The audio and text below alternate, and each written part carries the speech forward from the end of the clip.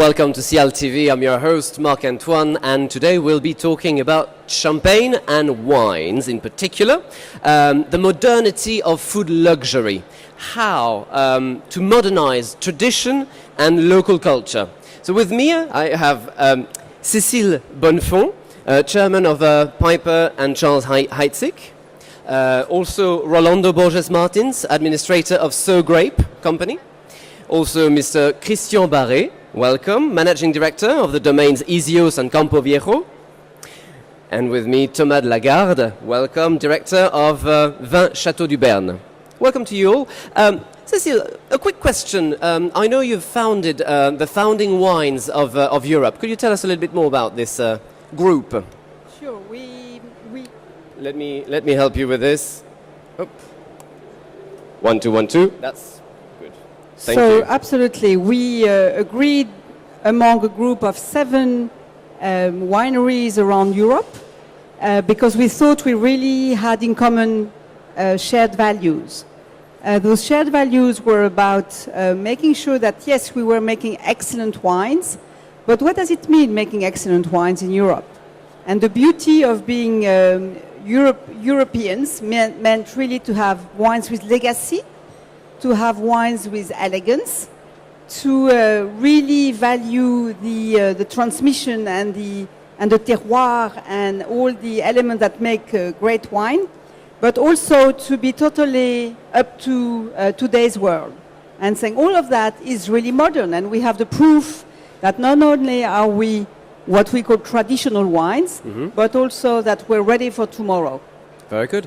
And the house Piper Heidsieck was founded in 1785, being 229 years old. Why do you want to modernize? Do you want to stay close to your customers? Do you want to conquer new markets? Well, frankly, we don't want to modernize. We think we are modern. We think we are modern, and we're just making sure that we stay modern. We stay modern in terms of, champagne is an appellation. Yes, we are 230 years old, but everyone loves it. Everyone likes the stories. Everyone likes to hear that we're authentic. Everyone likes to hear that we belong to a family. Everyone likes to hear about the terroir. Those things are neither modern nor ancient. They are just from today. And the way we are today acting modern is, yes, we are more and more, we're always more demanding on excellence. We're always more demanding, on everything that food requires in terms of technology, in terms of traceability, in terms of authenticity, but also in the way we promote consumption. New ways, new markets, new people. Do you have examples of new ways and new markets? Well, yes, absolutely. It used to be that champagne was only consumed with dessert. Then mid-20th century, it became an aperitif. Today, we promote champagne for every time of the day. Personally, I love it for breakfast, but also as part of a meal. And we think that making champagne be recognized as a wine is really making it part of a meal, and we have champagnes for every occasion. That's one way. Very good. And Christian, for example, how do you bind modernity and tradition? Well, back to what Cécile just said, I think that modernity in wine is just a normal evolution of basically what you're doing every day to bring your wine to people's mind, I would say, to the consumer's mind. So it's a normal evolution. You don't need to innovate just for the sake of innovation, but you do need to innovate to make sure that you improve in terms of viticulture, you improve the quality of your wines, and you basically deliver a better wine to the consumers every day. And I think that can be done, obviously, in the vineyards. That's also done at the winery level, where all the enologues are working to improve. They are working in laboratories. And it's also done if you look at from a marketing standpoint. And I think maybe to illustrate that, I've got a short video that basically shows what we're doing with the brand, which name is Campo Viejo, which is a leading Rioja brand in the world. And you'll see that we are innovating, and it could be perceived as a bit unusual for a wine. So let's have a look at the video. Fantastic. If we can see the video of Campo Viejo. And I guess this video illustrates how you bind modernity and tradition. This is one way of binding the two and two together. Yeah, exactly. Because Okay. I mean, being a wine, you are rooted in tradition. Okay. But how you communicate this is a different story. Fantastic.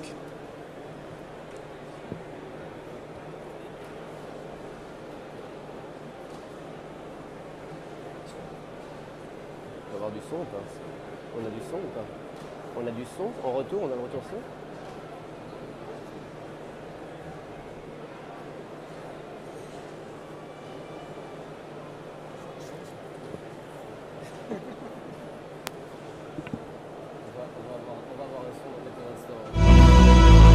Empiezas a decidir a qué temperatura voy a fermentar, cuánta estructura le voy a dar, qué color.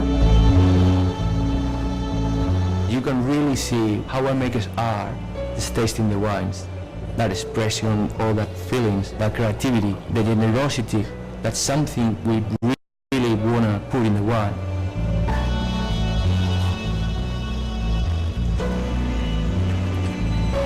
Yo empecé a pintar en la calle, en vías y fábricas abandonadas de Santander. Pintar en la calle es más libre, ¿no? Más directo. Dejar tu huella para todo el mundo. El arte es expresividad. El trabajo de RMC es bastante más minimal y con nada dice muchísimo. Y es también súper poético. La combinación de los dos es como perfecta. The opportunity to do things I wouldn't be able to do only by myself. It was a good way to make art. Or the passion you got creating art is the same passion we got making wine here in the winery. Nosotros recorremos toda la denominación de origen, cultivando viñedo en todos los suelos, altitudes, microclimas. Nuestro punto de partida es distinto cada año.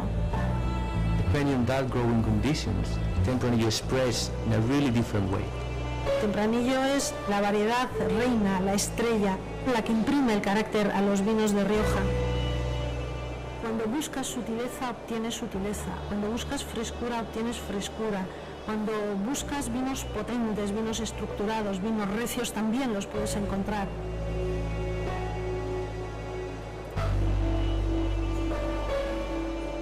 What we've seen in the wine is the beauty of the note boards.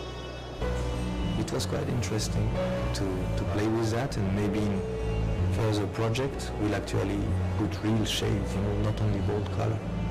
La experiencia de pintar con vino es bastante motivadora. Es un poco como pintar con sangre de la uva, ¿no? Red color is so important for us in Campo Viejo because it expresses our passion, all the life, the happiness we put making wine, and the color evolves in the same way people change with time.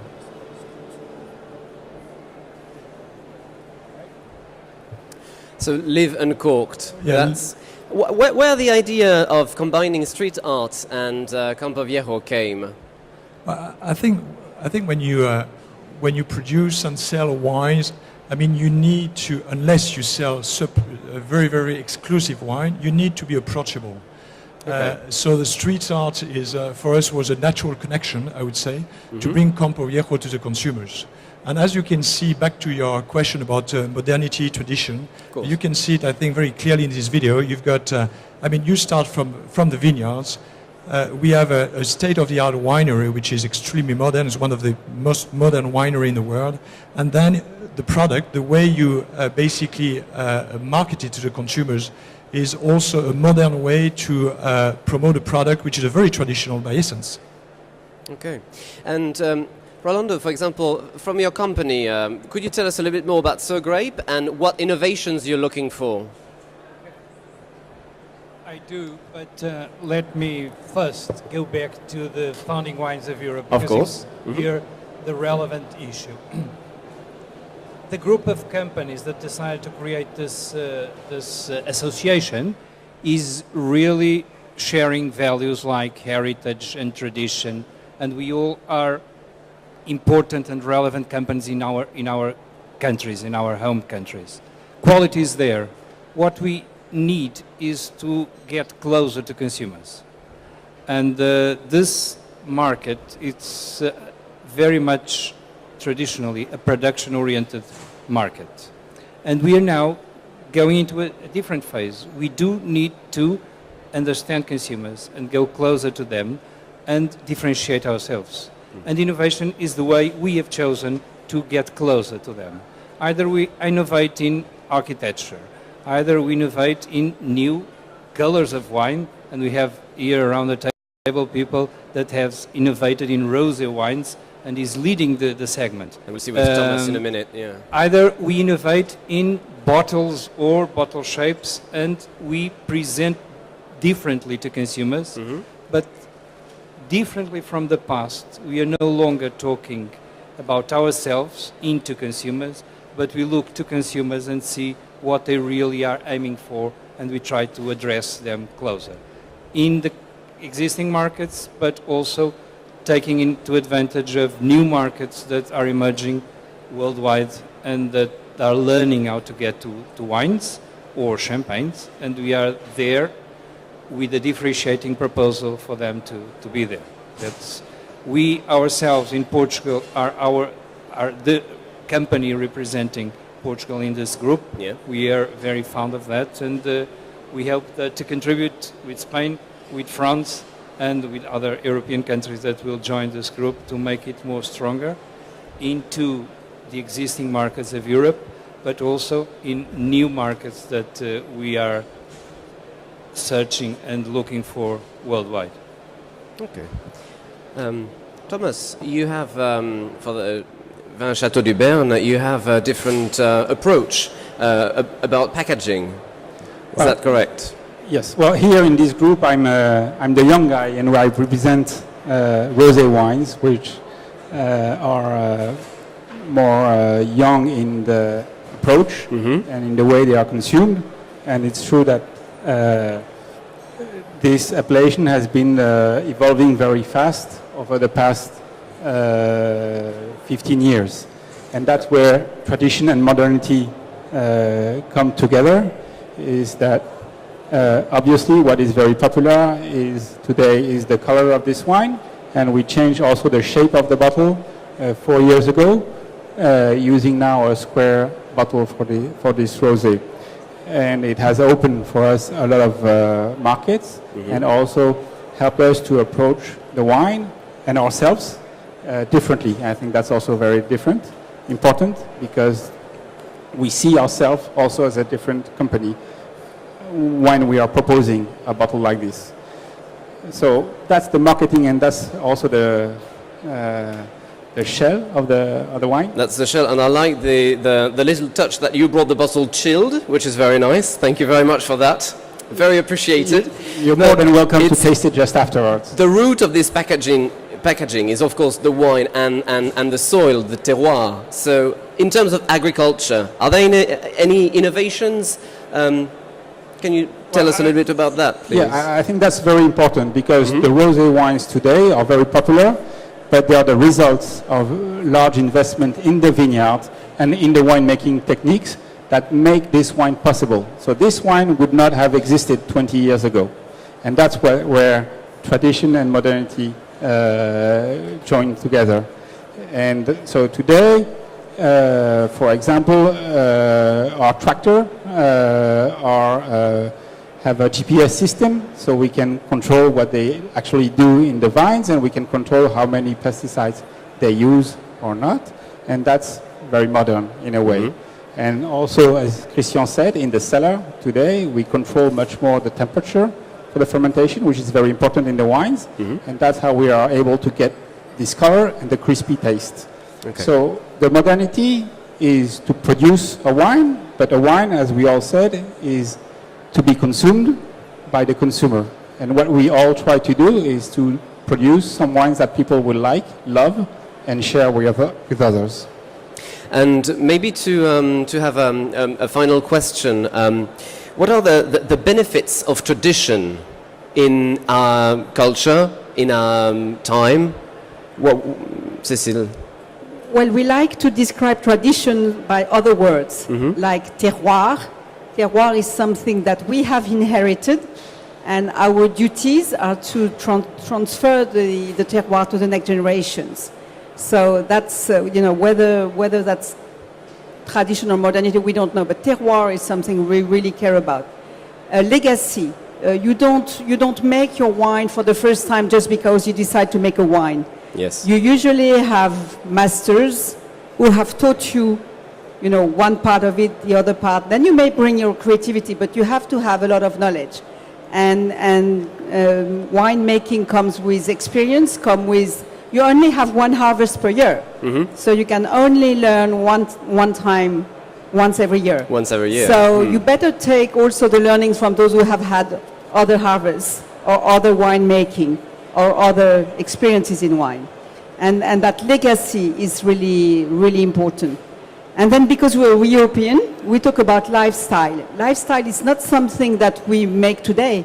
Yeah. Lifestyle is something that we have, again, inherited, transformed, and that we share today. And it's not the same, the Spanish lifetime or the Italian lifestyle or the French lifestyle are not the same ones, but there is a sense of Europe, which no one else can compete with. And yes, everyone can make excellent wines, but wines with terroir, with legacy, with lifestyle, and also with creativity, based on all those, is really something that we feel is very, very unique to Europe and to our own companies. Very well. And do you concord with Cécile about this tradition being brought by a legacy and also a founding? Is this in the founding wines of Europe, the heritage, the specificities of the founding wines of Europe?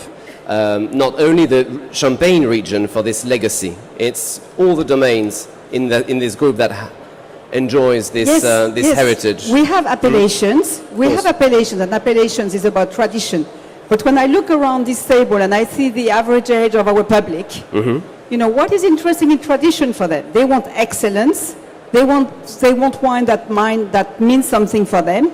Therefore, they want state-of-the-art technology. They're not interested with dust and with mystery, and they have a big appetite for knowledge. And we need to deliver that. So yes, we trace our vineyards. Yes, we give them every information. Yes, we're obviously on internet. Yes, we do the things for them today and tomorrow.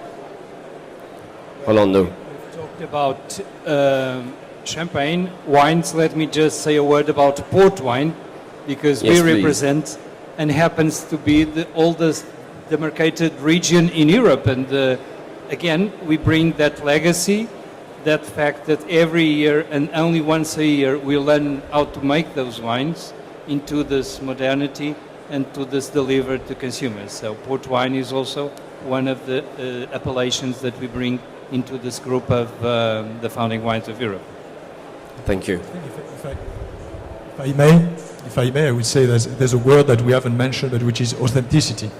Because I think everything we speak about terroir, legacy, basically in the eyes of the consumers, it gives credibility, it gives authenticity, and this is, I think it's key when someone wants to buy your product. Obviously you're interested about all the marketing first that may be around the product, but it only works if these products have some authenticity, they have a true background, and I think this is really key in the values that we share in the founding one of Europe. Okay, thank you very much. If you have a word you'd like to add about the founding ones of Europe, and Thomas? Well, I think there's one word we haven't said yet, which is very important for us, is passion. And I think what we all do is passion, and we try to transmit our passion to this audience, as you say, which is very young.